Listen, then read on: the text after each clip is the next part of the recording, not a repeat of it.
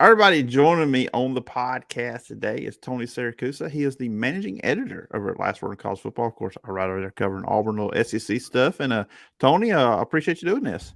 Oh, I'm honored to be asked. This is fun. I'm looking forward to it. You were the first guest after I returned from my podcast sabbatical. Well, then I'm even more honored. And yeah, look, hey, while we have this time together, last word on college football to your people listening to the podcast.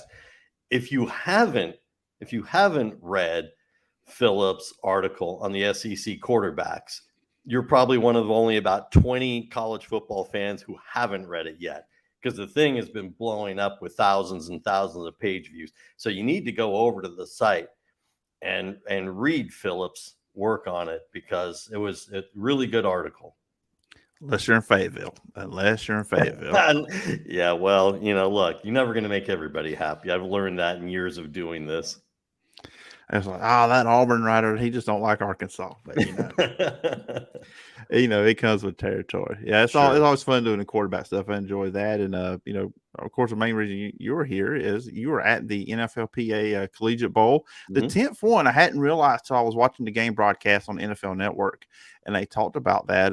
How many times now is this you covering this event? Have you covered it This before? is the third one that I've covered. It's at the Rose Bowl in Pasadena. And, for those who don't know, I've spent the last 4 years covering UCLA football, as well as being the managing editor for Last Word on College Football. So the Rose Bowl has been sort of my home stadium. Even though I travel to other venues to cover games, the Rose Bowl has been kind of my home stadium. So, I know it like the back of my hand, and walking around, and, it's a very loose atmosphere there, because, you've got the practices start on Wednesday. They go Wednesday, Thursday, Friday. They have a lot of seminars at night at the hotel with players, with former players, talking about the transition to the NFL, talking about how to manage your money and get the right business people and things like that. And then the game is on Saturday. But when you're there during the practice, you're kind of free to roam around quite a bit. And, I did I was a guest on a couple of radio shows from up in the press box a couple of days when I was there.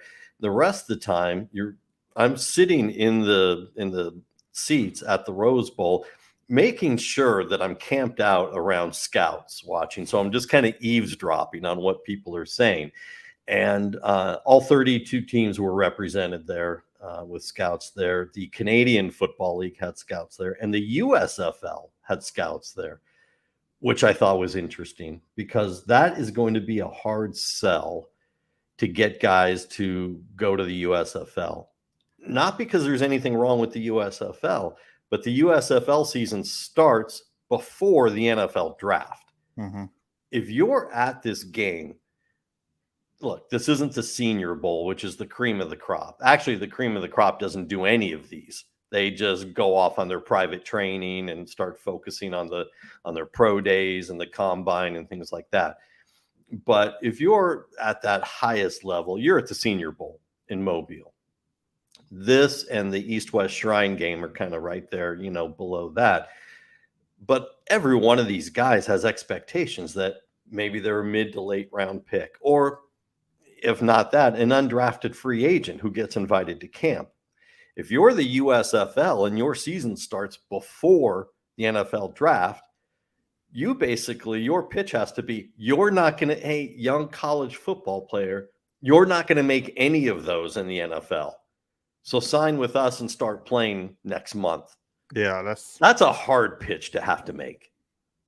Yeah, I did not realize I was there. The only USFL representation I thought was there was Jeff Fisher, the new head coach of Michigan. No, and that announcement actually came on Friday, so towards the end of the entire week.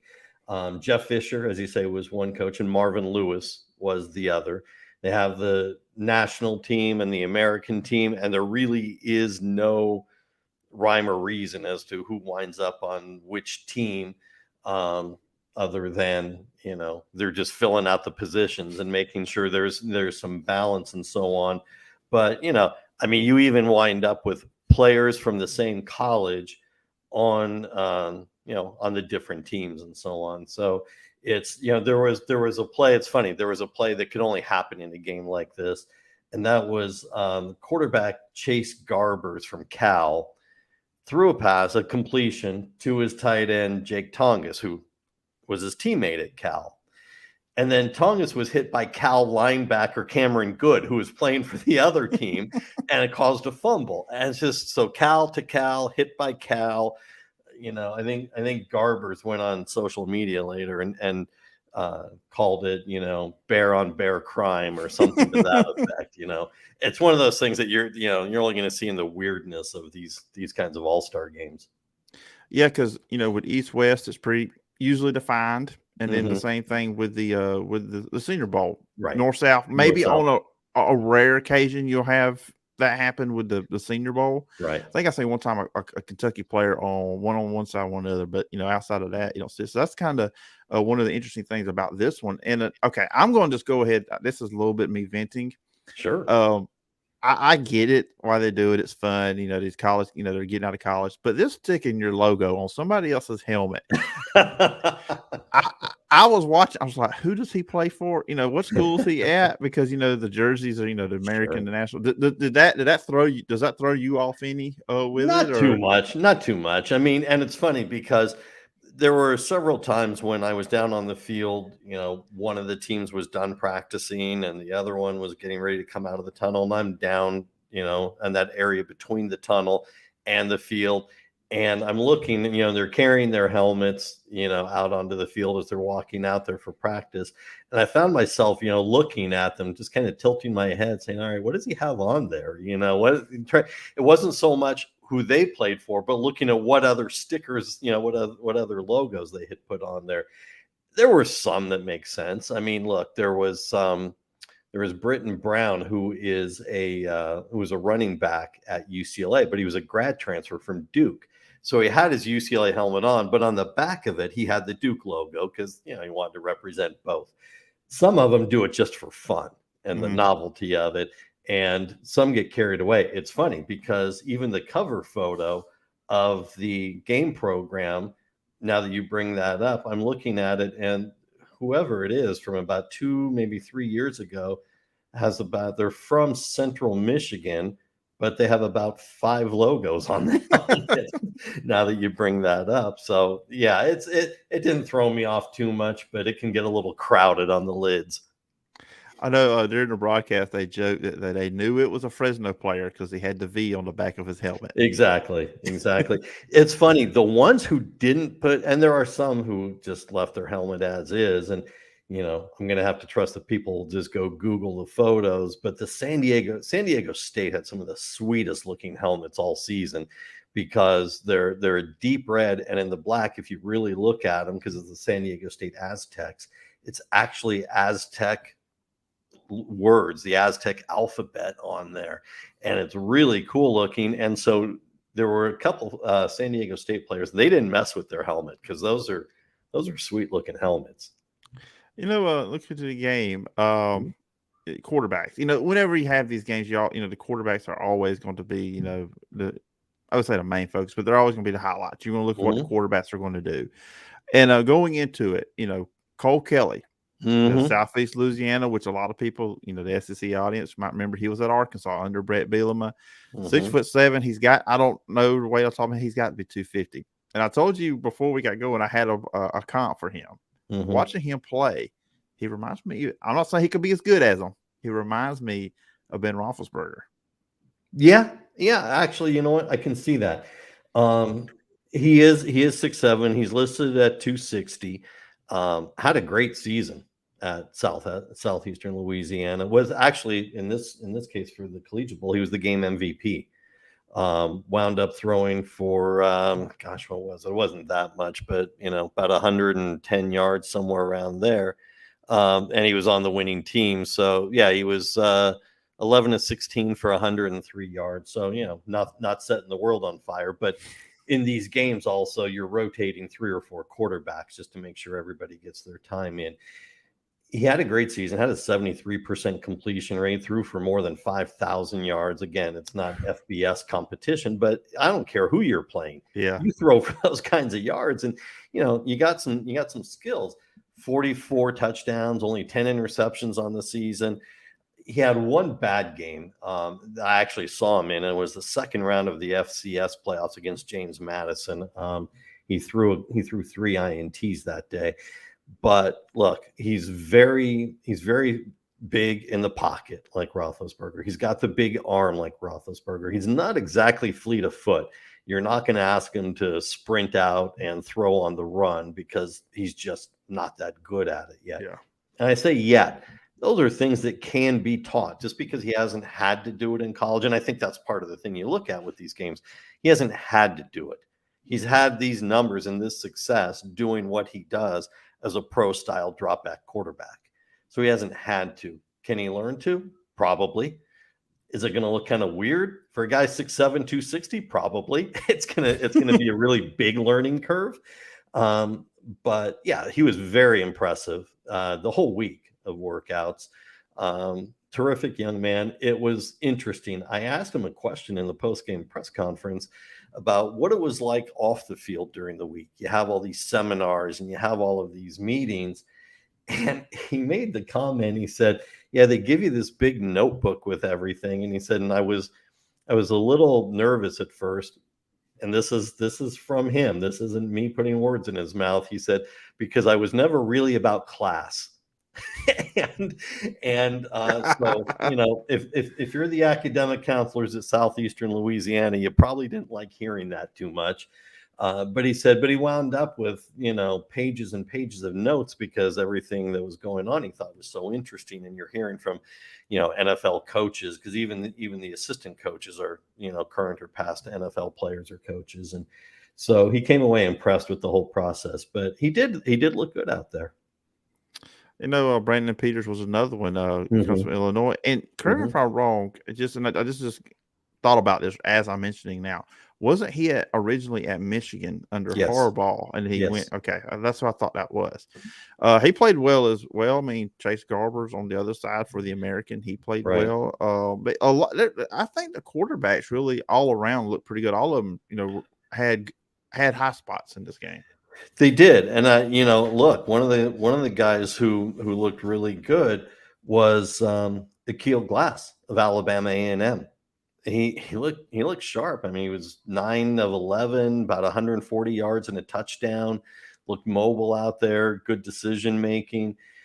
The game is simplified a little bit for the purposes of keeping everybody healthy, and because you only have 3 days of workout, so they don't allow blitzing. You know, it's straight up man on man at the line of scrimmage. And there are certain alignments you can't do and so on. But you see a quarterback sitting back in the pocket and going through his progressions. And I got to tell you, I mean, Akil Glass, the way he looked, not just in the game, but all week of practice. And I think really that's the thing. There are more scouts at practice during the week than there are at the game on Saturday. There are still a lot. Probably half the teams are represented at the game, but they've seen what they want to see in the practices and the drills and how do you take instruction from the coaches. And they're talking to the coaches. They're talking to Jeff Fisher. They're talking to Marvin Lewis and how's this guy performing during the week and things like that. You know, how you perform in a game with modified rules is a little less important other than just, you know, your game time decision making type of stuff. And that really does fall on the quarterbacks more than a lot of the other players. But he looked really good. There was a wide receiver that very under the radar going into the week who came out of the week, both the practices and the game looking really good. And that's Dejon Dixon from Nicholls State. He had a really, really big week. It probably would have been the MVP of the game if he'd been on the winning team. They always want to do the MVP for the team that won. But he had 6 receptions for 131 yards and a touchdown. He looked really good as well. Yeah, it was good. Right. You know, and I like about this thing too, because it's like, okay, you go into this, it doesn't matter what school you went to. Everybody's equal. It's equal footing for everybody. And this one, you know, kind of different, I would think, from the East-West Shrine game and the Senior Bowl, because you do have that NFL Players Association element there. They're learning from that side of things as well in there. there's a lot of SEC guys. Of course, a lot of guys on the offensive defense line did have Blake Kern, tight end from Arkansas. Right. So I'm not ignoring you folks in Fayetteville. He was there. But did any of the SEC guys really stand out to you? Yeah, you know what? I mean, actually, you bring up Blake Kern, and he was on my list of guys who had a really big week in terms of the production of practice and so on. Look, it wasn't easy for a guy like Kern to get the attention because Austin Allen from Nebraska was there as well. And he's 6'9", 255-pound tight end. So he's going to, when you're watching the practices, he's going to stand out. And he had a really good week of practices and then got nothing during the game. They threw to him once and the pass was batted down. So he had no receptions at all during the game. So, look, Kern had a good game. He's had a good career. I think that, there's definitely a 5th or 6th round spot for him in the draft. And, like you said, as you point out, you got guys from Nicholls State, Alabama, A&M, Southeastern Louisiana, and you brought up a really good point. It was almost as if you were sitting in the press conference room with Marvin Lewis, because Lewis actually brought up the point that in a game like this, it doesn't matter what school you went to. And we actually had that in the write-up that we did on the game. And so I'll actually quote him directly. He said, "It's a great opportunity for everybody to come and prove that they have the ability to play at the NFL level." He said, "Where you end up in school sometimes is not your choosing. It depends on your options. It's just the way it is. But when you move to the next level, everybody is the same. So it's a great opportunity to prove that they belong at that level and have the ability to continue to grow and get better." So again, we talked about the comparison of the bowl games, and yeah, the Senior Bowl has more big name players that, even the casual college football fan is going to know. This one takes a little bit more work. So does the East-West Shrine game. It's interesting that you bring that one up, though, because the East-West Shrine game has made a very strange change this season in that it is going head-to-head with the Senior Bowl. And that there was a lot of conversation. I talked to Dane Vandernat, who is the head of scouting for the NFLPA. He's got a team of scouts that go out to all the college games throughout the year and get back to him about, we need to invite this kid or that kid or whatever the case may be. And so Dane is the head of all of that scouting. And I talked to him and I talked to a couple of other administrators with the NFLPA, and they were like, we don't get it. Why would you do that? Why would you make players choose? You have to choose with the East-West Shrine game or the Senior Bowl. You can't do both because you're running at exactly the same time. And, and they moved the game to Vegas. They've been practicing it at UNLV and they're going to play at Allegiant Stadium. And that's all well and good. And it's fun. And the players are, in Vegas for the week, but it's not like they're going. And you can say, well, would you rather go to Vegas or Mobile? It doesn't matter. Because it's not like you're going out and having fun at night. Yeah. You're sitting, studying your playbook and talking to coaches and going to seminars. So it's not like, hey, we put it in the middle of Fun City and more players are going to want to come. You don't have the opportunity to have those experiences while you're there. So who cares? No one is really clear on why they decided to try to go head to head with the Senior Bowl. It really doesn't make any sense. Yeah, it did. And the game being Thursday night too. And right. And then you move it from it was Orlando, and now you're moving it, like you said, to Las Vegas. It used to be in Northern California years ago, and then it got moved down to Florida. And now you put it in Vegas. And look, Vegas is a great location, literally, to have many things.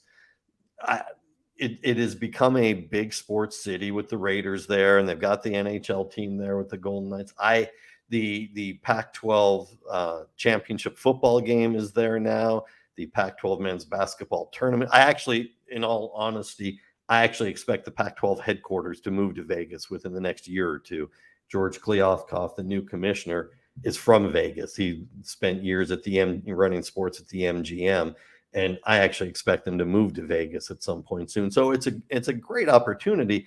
But why are you going head to head with the Senior Bowl, which has a decades long tradition of being right where it is?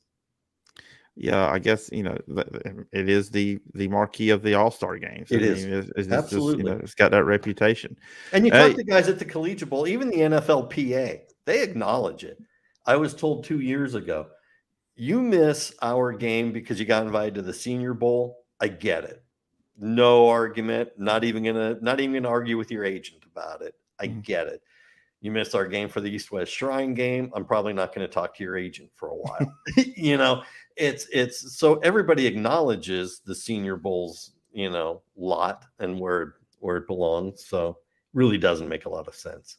Yeah, it felt like to me, just think about now, that the East West Shrine game and the Collegiate Bowl were usually played on the same Saturday. Right. A lot of times, like Usually, yeah, quite often. East West would be early in the day, and then Right. Collegiate Bowl would be like in the evening time, Right. or early afternoon, and then Senior Bowl would be next week. So who else had a good game from the SEC? I just got to throw this in is Grant Morgan, the linebacker from Arkansas. Yes, we're not pumping up Arkansas for no reason. He actually really did have a good game. I mean, he had a good week of practice. He stood out during the game, had a few tackles, so it was he looked good out there. He showed, he had the ability to, since you can't blitz, he was attacking the space as well as you could without it being a blitz. I mean, he was up at the line attacking the runners at the line of scrimmage without. I actually found one play where I think he actually did violate the blitz rule because he got into the backfield pretty quickly. But look, nonetheless, he had a good game. I mean, because look, he's one of those players that he had a good career, but he's still got a lot to prove because, look, for a linebacker, he's got a linebacker his size because he's only 5'11", maybe 6 foot in the cleats. Yeah. He's got an average twitch for a linebacker. It's not something that stands out where you say, wow, he's got that quick twitch in his movement. So, he showed the ability to have more range than what he did a lot during the season. And I think he did himself some favors during the week as well. Before we transition over to 5 questions, which Sure. I think some people like to enjoy, outside, we talk a lot of SEC guys there. Mm-hmm. Anybody else throughout the week or during the game that really stood out to you at the Collegiate Bowl? Yeah, I mean, look, there were a couple guys we talked about, Dejon Dixon and Akil Glass. There are guys who, interestingly enough, and apparently this has become a thing with the East West Shrine game as well, not so much with the Senior Bowl. Guys don't play in the game. They go for the week of workouts in front of all the scouts and to get the workouts, and then they leave. There were actually 5 players who were there all week and then didn't play in the game itself. They don't want to risk injury or whatever the case may be, but they got through the workouts, and that was the important thing to them. As a result, throughout the week, they're sometimes adding players that weren't there. The funny story that we did with a defensive back, he started at Stanford and then was a grad transfer to UCLA. His name is Obi Ebo.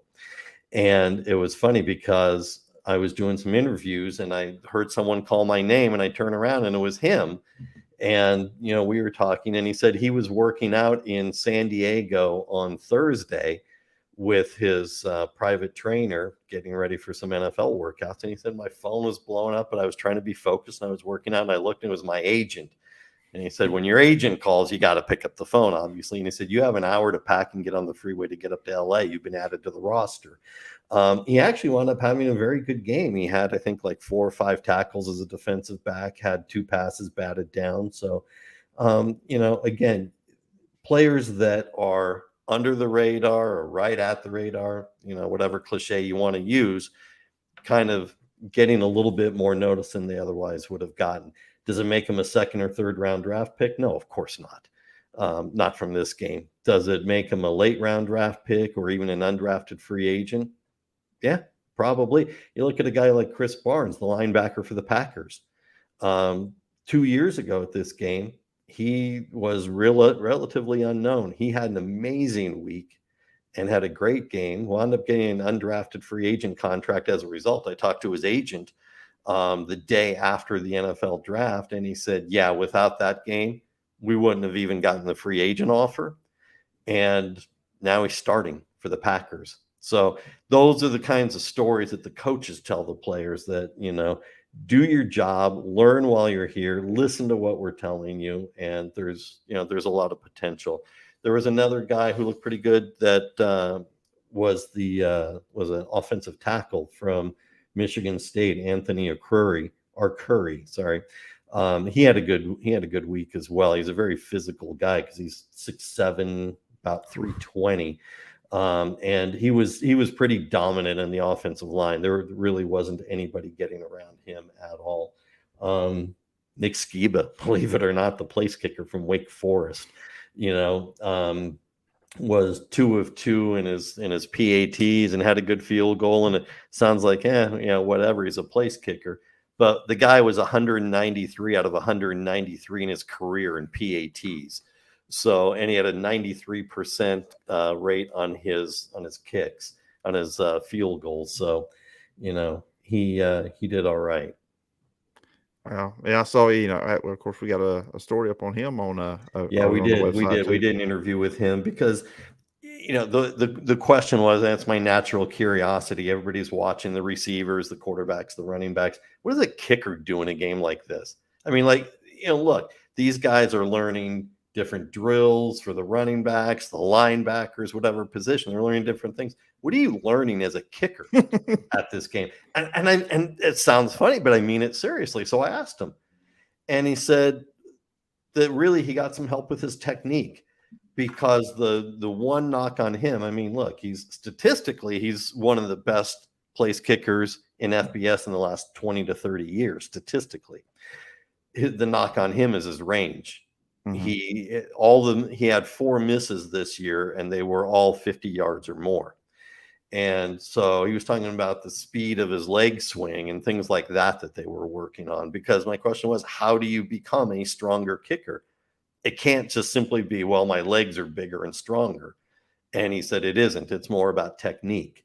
And he said, but it was a lot like a regular week in practice at Wake Forest. He said, you kind of just get left alone to go do your own thing, and the kickers are off in their own part of the practice field, just like any given week at most schools. And he said, and then at the end, they're practicing, special teams and whatever. And you get your work in the last 20 minutes of the practice. That's when you get to, kind of work with everybody.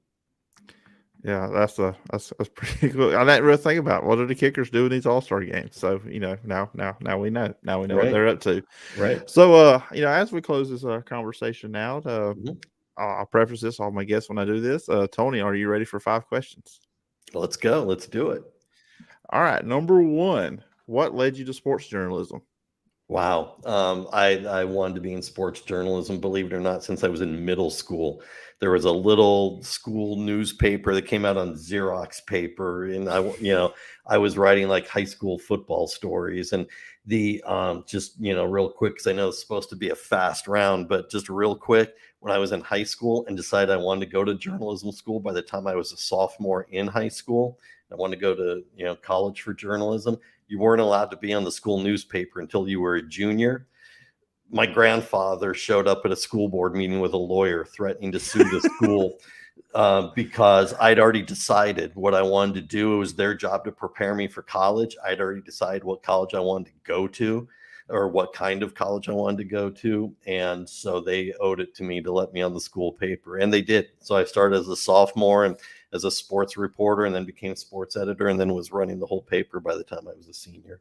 So, and then I went to college and got a degree in journalism. Oh, that's awesome. That's a cool story too. Funny story. Number 2, most memorable game you've covered. Wow. There've been quite a few. Most of them have been Pac-12, because I've covered a lot of Pac-12 games, but believe it or not, way off the path, one of them, it was a baseball game. Because I was working as an associate producer for a local TV station, and it was as I was finishing college, and I got to go out and to an Angels game with the camera crew, and do all of that, do all the locker room interviews and things like that. And I remember it was against the Baltimore Orioles, and it was in 1986, and just the idea of being able to do all the locker room interviews for a professional baseball team. I got yelled at by the manager, Gene Mock. The only people who are my age are going to remember Gene Mock. He was a surly old guy, but I didn't know that there was a certain time element that all the media would go into the manager's office and have that little, confab with all the media. I thought you could just go in whenever. My cameraman knew better, but he was going to teach me a lesson. So we walked into Gene Mock's office, and I told my cameraman to turn on the lights. And Gene Mock yelled a lot of profanities at me, which we'll keep it clean on your show, and I won't say what they were. But it was a memorable game to cover, that's for sure. That's a good one. Number 3, kind of in the same vein, but a little bit different. Sporting event you haven't covered that you would like to. College football championship game. I haven't. I will at some point. I am determined. I am certain of it. But yeah, I have a lot of issues with the playoffs and the expansion or no expansion. I have a whole lot of issues with the setup. But just to be there at the college football championship game, I would want to do that. I'd also want to do a Final Four. I've been to a Final Four as a fan. I've never covered one. Okay. And as a fan now, so this is what question 4 goes into. Okay. If you're at a game, any sport, what is your go-to when it comes to stadium food? I got to do the hot dog. I mean, I'm a traditionalist. I'm old school, doing the hot dog with mustard on it, nothing too crazy. If they got brats, then I'm probably, scoping upwards to the brats, but I don't go in for, all eating. Normally I'm a foodie. I love different foods, different restaurants. At a stadium, I'm keeping it simple. There you go. That's one of my favorites too as well. Now, question number 5 ties into some recent events. Okay. Close to where you are at. Okay. Who wins Super Bowl 56? The Bengals or the Rams? And remember, this week Kevin McGuffey is on the show as well, so he's going to be probably paying attention to this question. Well, I already know where K-Mac's going. Look, as a sports reporter, analyst, I love what Joe Burrow's doing right now. I mean, he's just got ice water in his veins. People kept talking about, the noise at Arrowhead Stadium is going to get to him. It didn't faze him one bit. The dude played in the SEC all those 2 years that he was at LSU. He could handle the noise at Arrowhead. I saw someone online refer to it as Burrowhead Stadium now. I thought that was great. But look, I grew up a Rams fan, and I am sticking with them. I gave up on them when they moved to St. Louis because I felt betrayed. But they came back home, and we decided to forgive each other. And so I am a Rams fan. I actually used to know back in the old days when they went to the Super Bowl the first time after the 1979 season against the Steelers. I actually knew Fred Dreyer, who was one of the linebackers then before he became a TV star. His nephew was a boyhood friend of mine. And so we used to go hang out at Uncle Fred's house, that kind of stuff. So been a Rams fan probably since 72 or 73. So I'm sticking with my guys. I do, this is kind of side on that. I do kind of wonder what's, the excitement level is going to be with the LA Rams fans, because the Rams one Super Bowl was St. Louis. Kurt Warner, the greatest show on turf, that was in St. Louis. Sure. The one championship is there. So to have one also in LA, I think for people who's been longtime Rams fans that the team has come back, that would be a pretty huge moment for them. It will be. When you listen to sports talk radio out here, and I'm going to be rude for a moment and tell you sports talk radio out here is really pretty terrible. That it is a Rams town right now by far. The Lakers are playing and they got LeBron. Look, this is a pro sports town, which is part of the reason why UCLA and USC are, somewhere way down the priority ladder. This is a pro sports town. This is the Lakers, the Clippers, it's the Kings hockey, it's the Dodgers, it's the Rams, the Chargers. Well, no, it's not the Chargers. Most of LA couldn't care less about the Chargers. But it's those teams, and right now the excitement level about the Rams is really, really off the charts and has been for a lot of the season. I questioned the trade to get Stafford because all I saw was his career with Detroit. And I was like, well, yeah. Look, man, I don't often say I was wrong, but well, I'm not going to say now either. I was incorrect. How's that? I won't even say I was wrong. I was incorrect.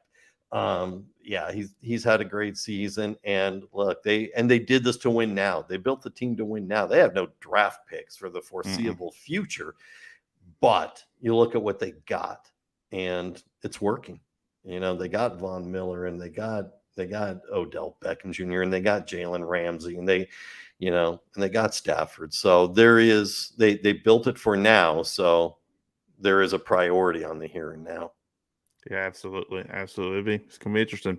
I hate these 2 weeks, till we get to watch our next meaningful football game. It's a long wait. It really is. But it's not as bad as college football fans used to be when you have to wait about a month. At least if we get the 2 semifinal games mixed in there somewhere. Well, you know what? And the college football season, obviously, to me, the postseason in the NFL is better than it is in college football because the playoffs are blowouts in college football, routinely. Yeah. The college football season is so much better because it's jam-packed into 3 months, and it's like a constant every Saturday. It's a high wire act every weekend from Thursday all the way, through Saturday every week. And so to me, that's great. Now, what happens after then? Well, we're talking about these all-star games.